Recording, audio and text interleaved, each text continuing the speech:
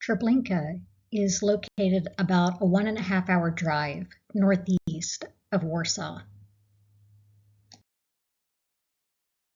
As you look at this modern-day aerial view of Treblinka, notice how remote the site is. Remote locations and access to nearby railroads were two important factors the Nazis considered in selecting ideal locations for their concentration camps and extermination camps. Treblinka was made up of two camps.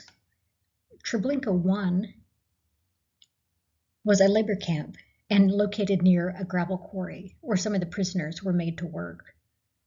Archaeologists used ground-penetrating radar in 2012 to map out the layout of the camp, including the locations where barracks once stood and the location of mass graves.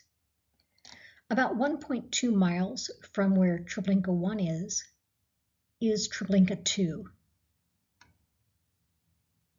Treblinka 2 was known as an extermination camp.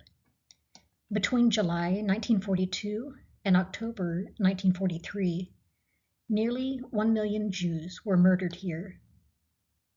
The monuments at the memorial site were unveiled in 1964. The layout represents the location of the train tracks, the tube, and the gas chambers. And also in the back here, the pyres where remains were burned, and the mass graves. A large stone monument resides where, at the time, it was thought the gas chambers stood. A team of archaeologists used ground-penetrating radar and did excavations in 2012 and 2013. This research led to the discovery of the remains of the gas chambers in an area southeast of where the monument stands.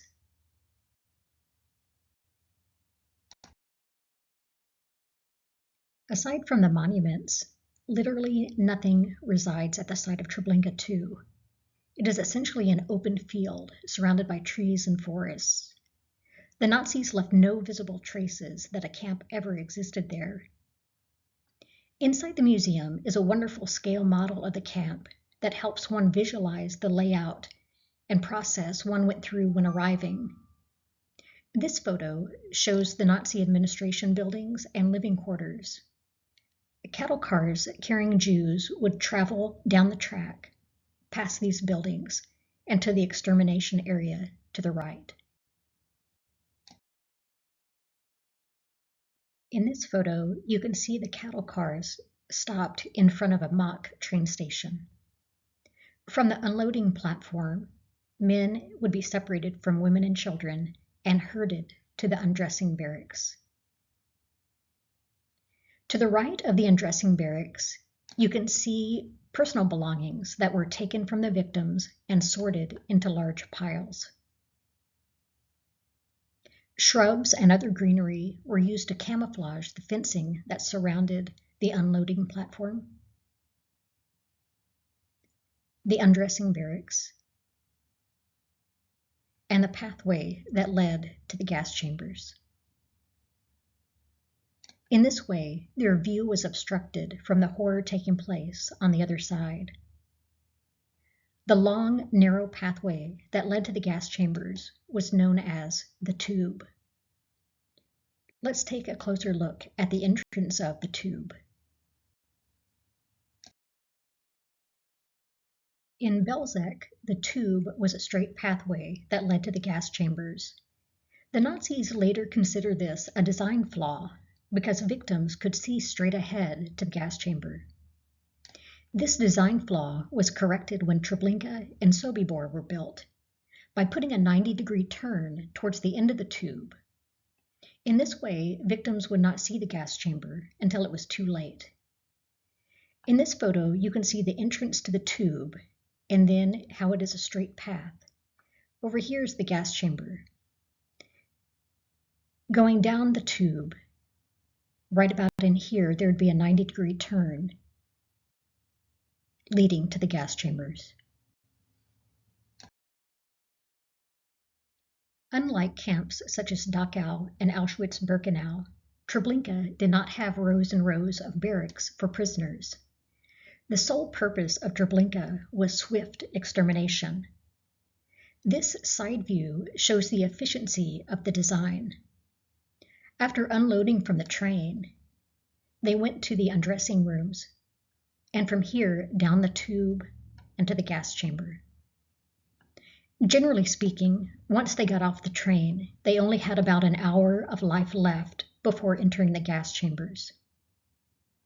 Do you see the Red Cross flag near the bottom of the photo?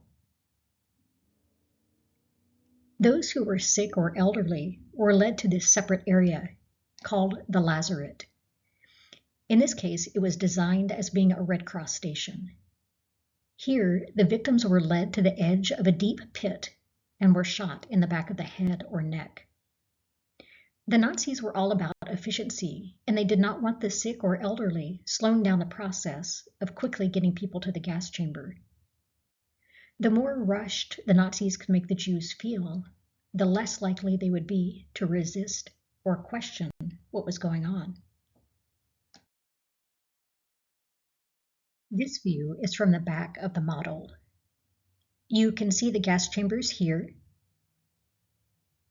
and behind them were the pyres. The pyres are where bodies were laid out and burned.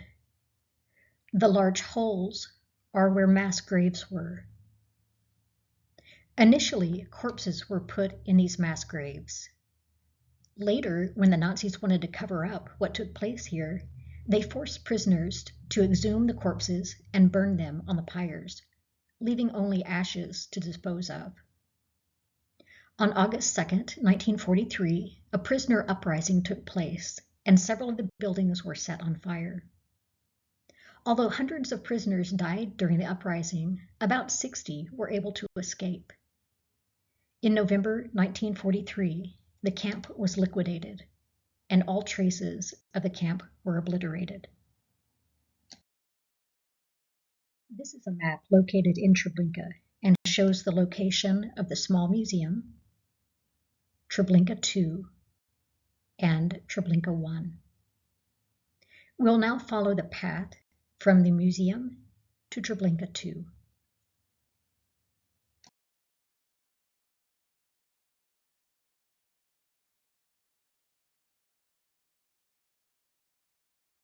The path winds through a peaceful, quiet forest.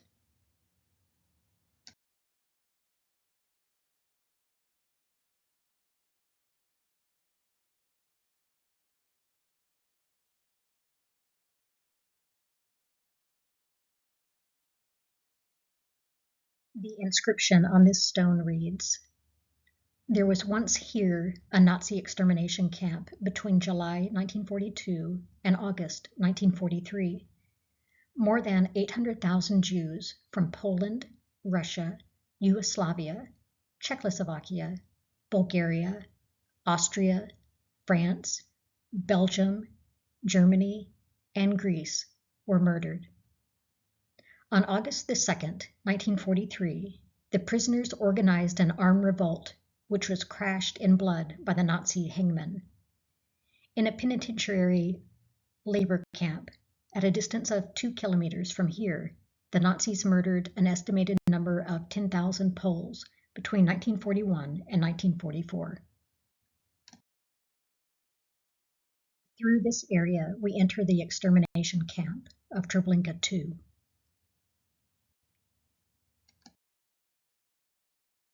The stones along the right represent the camp's fence line.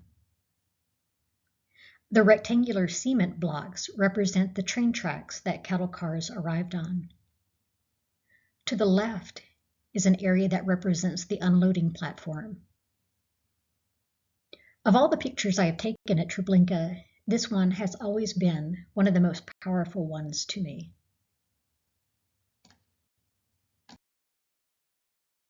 The second time I went to Treblinka was in the middle of winter. This is the same viewpoint as the previous slide, this time covered in a blanket of snow. The beauty, silence, and peace I felt deceptively hid the atrocities the Nazis committed here.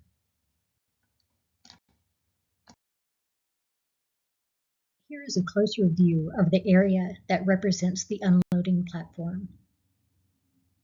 From here, we'll continue down the path to those stones straight ahead. This photo shows a portion of some of those stones with names of countries victims came from. This stone pathway is supposed to symbolize the tube leading to the gas chambers. Their location represented here by the large stone monument.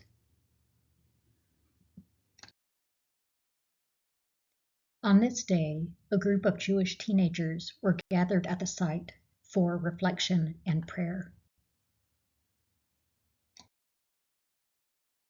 A closer look at the monument's detail.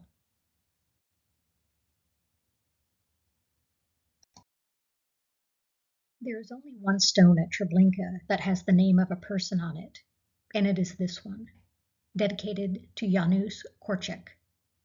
He lived in Warsaw and was a physician, author, and educator. He was also in charge of an orphanage. Through some of his connections, he had opportunities to escape the Warsaw Ghetto, but he always refused. When the Warsaw Ghetto was liquidated, witnesses famously recalled the scene of him calmly walking his 200 orphans through the crowd and into the cattle cars. Then, in Treblinka, he stayed with the children and accompanied them into the gas chambers. This is a symbolic representation of the cremation pyre. When taking this picture, I was immediately drawn to the single red flower and its contrast against the surrounding darkness.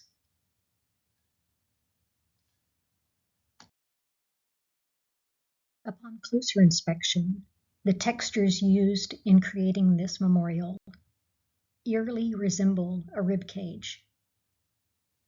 The next several slides will be without commentary so that one may reflect.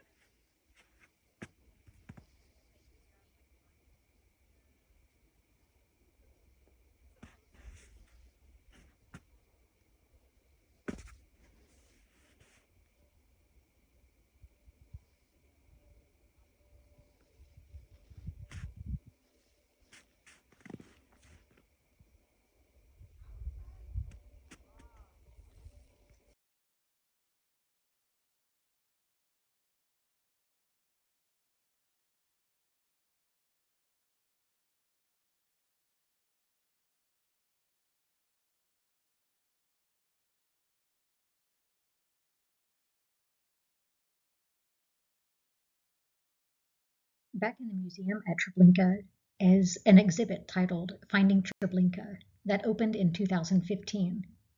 The exhibit features items that were excavated in a very limited area of the camp. This is a metal sign that says Camp Police in German. This is a metal military water bottle showing damage from a bayonet. These are tin cans that say Nivea cream on them. This sign says cross-shaped wall supports contained within the walls of the gas chamber. This is a piece of floor tile from the gas chamber. In its center, you can faintly see the outline of a Jewish star. Here's another floor tile from the gas chamber, and you can make out the star more clearly. In the upper right corner are remnants of a leather shoe found in a mass grave. In the bottom right corner are hair clips that were discovered during excavation. This sign reads, a gold pendant found near the gas chambers at Treblinka. Upon arrival at the reception area of the extermination camp, people were forced to hand over their personal belongings. However, this pendant appears to have been smuggled into the death camp by its owner. The bodies of the victims were searched after death for any items deemed of value, but this item seems to have been overlooked. The name of its owner is not known. This is a poem I wrote in 2023. The title is The Sky Above. To look at the stars is to look back in time, to a place that existed, where courage persisted. I stand in this place where others once stood, keeping memories secured of all they endured. They whisper, who will listen? They whisper, who will learn? To hear of our story and teach of our glory. I stand in this place and look to the sky. The sun, moon, and stars shelter your scars. Here in this place you stand by my side. Remember my love in the sky up above.